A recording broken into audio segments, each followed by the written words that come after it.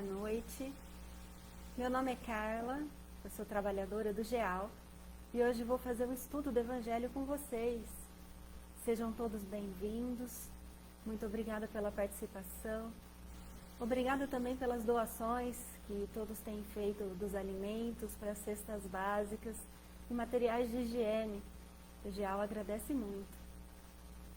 Antes da gente falar do meu assunto, quero convidar todo mundo a uma prece, uma conexão direta com o nosso Pai que está lá no céu. Afinal de contas, foi Dia dos Pais e nós podemos dar um abraço agora mental nesse Pai tão querido. Fiquem à vontade. Se vocês quiserem, pode fechar os olhos, estender as pernas, mas que o coração fique sereno e o pensamento também.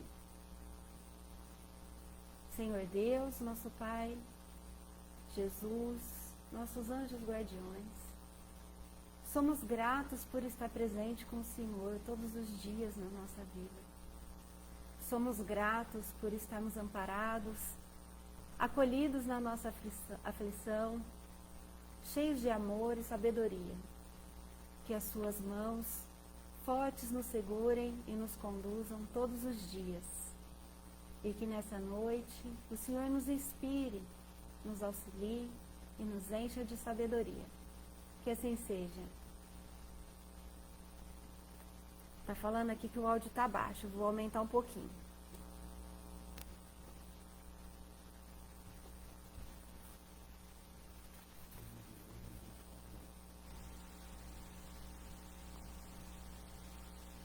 Vamos lá.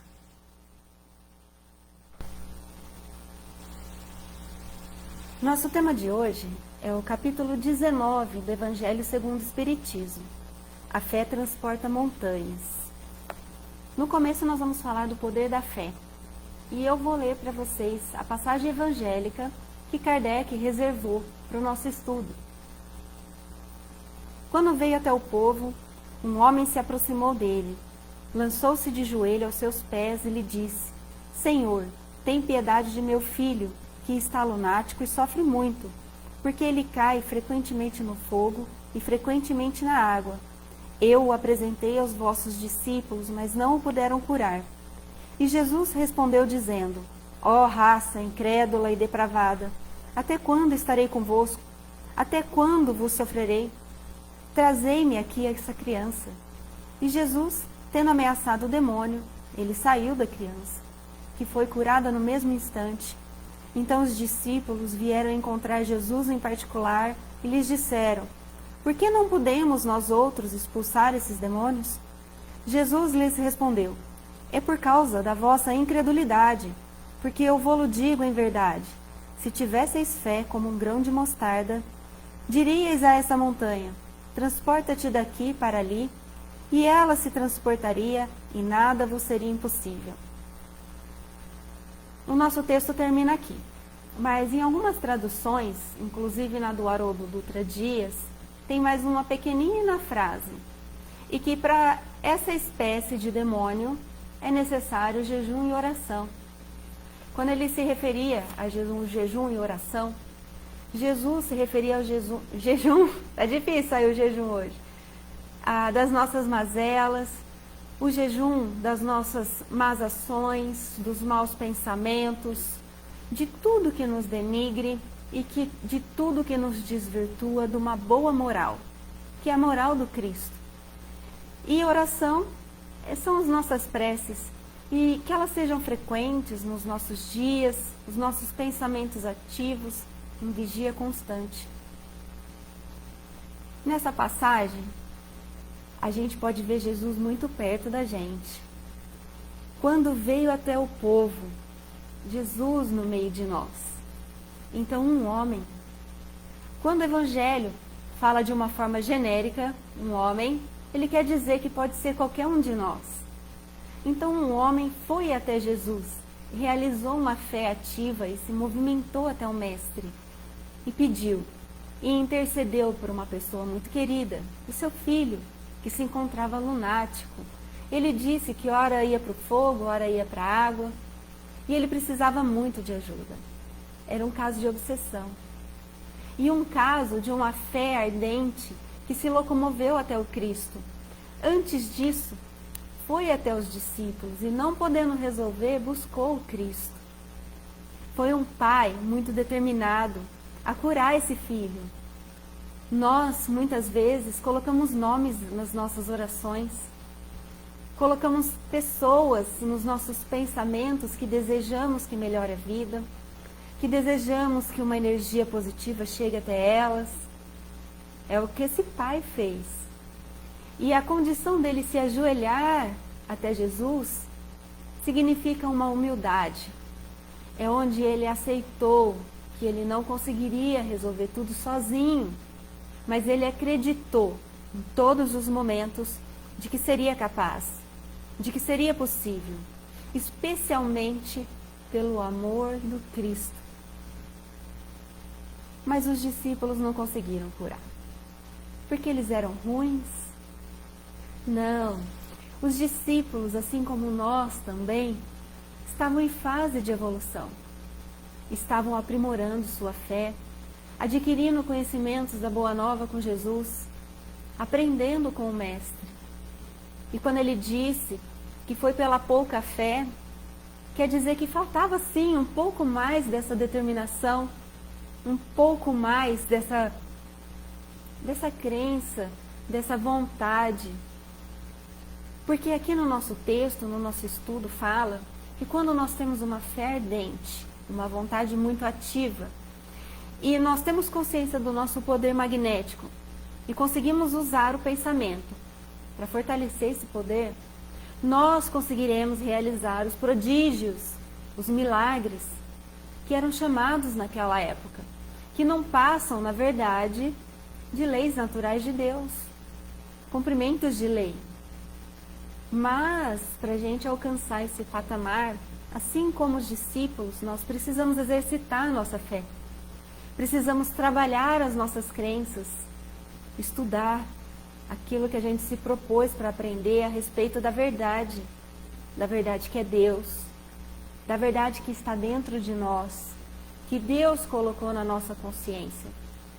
Todos nós temos a fé no nosso coração, mas ela está guardadinha em estado latente, como diz o Evangelho, esperando ser provocada, esperando ser alimentada, assim como uma planta, assim como uma semente, assim como um grão de mostarda.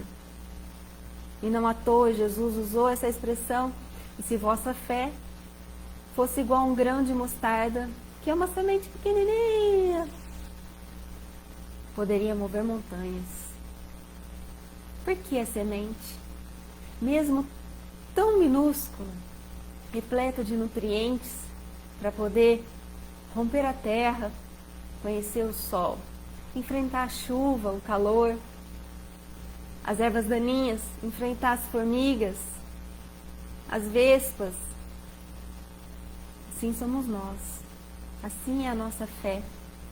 Quando a gente acredita e reconhece dentro de nós, mesmo que seja um grão de mostarda, nós vamos conseguir remover os problemas das nossas vidas, que são as montanhas.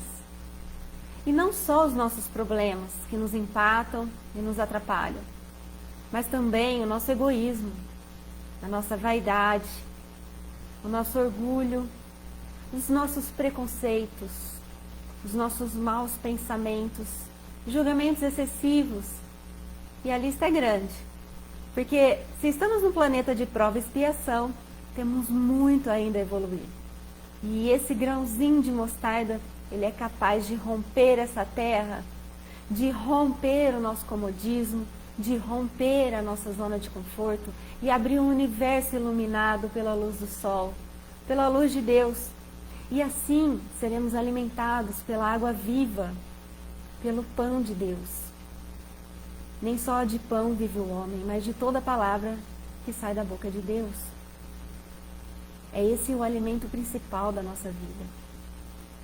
Nós também precisamos da água, nós também precisamos do pão, para cuidar do nosso vaso sagrado, o nosso corpo, porque ele é instável, não conseguimos cuidar da nossa mente. Então vamos fazer uma sintonia entre todos esses cuidados, para que a gente alcance essa fé de mover montanhas. Pelo menos as nossas montanhas. Aqui também, eles falam da instrução dos Espíritos e citam da fé, mãe da esperança e da caridade. Eu adoro falar da fé, da esperança e da caridade. A gente encontra em muitas partes da codificação espírita e em toda a doutrina de Jesus. Aqui os Espíritos nos falam que é a fé, a caridade, que também pode ser traduzida em algumas Bíblias e alguns textos por amor, e a esperança, fazem parte de uma trindade inseparável. Não conseguimos enxergar uma e não enxergar a outra. Não conseguimos colocar uma e não possuirmos a outra, porque estão integradas. E o apóstolo Paulo nos falou muito disso. Tem um trechinho da carta dos Hebreus que eu quero ler para vocês. Ora, a fé é a certeza de coisas que se esperam e a prova de fatos que não se veem. Pela fé, entendemos que o universo foi formado pela palavra de Deus, de modo que o que se vê veio a existir daquilo que não se vê. Sem fé, é impossível agradar a Deus, pois quem dele se aproxima precisa crer que ele existe e que recompensa os que os buscam. Moisés, pela fé, saiu do Egito, não temendo a ira do rei. Antes, permaneceu firme como quem vê aquele que é invisível. O apóstolo Paulo nos mostra a crença naquilo que a gente não vê. E o evangelho de hoje fala nessa vontade, nessa crença, quando nós colocamos no nosso pensamento a realização daquilo que nós buscamos. O nosso pensamento já vê e ele nos auxilia a buscar recursos para materializarmos. Mas essas coisas têm que ser do bem. Essas coisas têm que ser próximas de Jesus. Da bondade, da caridade, da piedade, da indulgência, para que a gente se aproxime um pouquinho mais desse mestre tão perfeito e tão maravilhoso. Os Espíritos e Kardec também nos falam para nós trabalharmos uma fé ativa, de movimento, de buscarmos os nossos objetivos como esse pai buscou, de fazermos as orações, de fazermos jejum das nossas mazelas. Nós temos que ter uma fé robusta, forte, que nada abala. Uma fé sincera e calma, porque a violência nada resolve. Ela empata e nos amarra. A nossa fé, ela é intensa e mais que isso, raciocinada. O que os Espíritos querem dizer com fé raciocinada? É quando a gente questiona aquilo que a gente estuda, aquilo que a gente sabe, aquilo que nos ensinaram. É quando a gente busca as respostas, até que o nosso coração se acalme e compreenda aquela verdade no sentimento. Não só no blá blá blá e nas palavras da boca para fora, mas naquilo que a gente sente. Eu já disse uma vez e digo de novo. É diferente dizer eu acredito em Deus ou eu sinto Deus. Eu sei de Deus. Tanto que no Antigo Testamento, quando foi perguntado quem é o Senhor, ele disse, eu sou o que sou. Então, quando nós sabemos, quando nós sentimos Deus em nós. E a fé, não há fé inabalável, senão aquela que pode encarar a razão face a face em todas as épocas da humanidade. Uma frase muito famosa do nosso Kardec, né? E olha só a orientação do Espírito José. Tende, pois, a fé em tudo o que ela tem de bom e belo, em sua pureza e em sua racionalidade. Não admitais a fé sem controle, filha cega da cegueira. Amai a Deus, mas sabei porque o amais. Crede em suas promessas, mas sabei porque nela credes. Segui nossos conselhos, mas inteirai-vos do fim que vos mostramos e dos meios que vos trazemos para o atingir. Crede e esperai, sem jamais fraquejar. Os milagres são a obra da fé. Olha que legal, uma frase do Kardec e uma frase dos Espíritos nos estimulando a refletir o porquê da nossa fé e o porquê daquilo que a gente diz que acredita. Será que acreditamos mesmo naquilo que nós dissemos? Qual o tamanho da nossa semente de fé? Um grão de mostarda? Se for desse tamanho, já basta para conseguirmos muitas coisas nas nossas vidas. E também nos aproximarmos cada vez mais desse Pai maravilhoso que está em tudo. E nós imersos no pensamento de Deus. Quando tivermos essa consciência e tivermos essa percepção de que estamos dentro do pensamento do nosso Pai, essa segurança, essa fé vai ser muito forte. Uma fé inabalável, capaz de encarar a razão face a face em qualquer lugar que a gente estiver, nesse plano ou no outro. E o Espírito Protetor nos diz: a fé é humana e divina. Se todos os encarnados estivessem bem persuadidos da força que têm em si, se quisessem colocar sua vontade a serviço dessa força, seriam capazes de realizar o que, até o presente, chamou-se de prodígios, e que não é senão um desenvolvimento das faculdades humanas.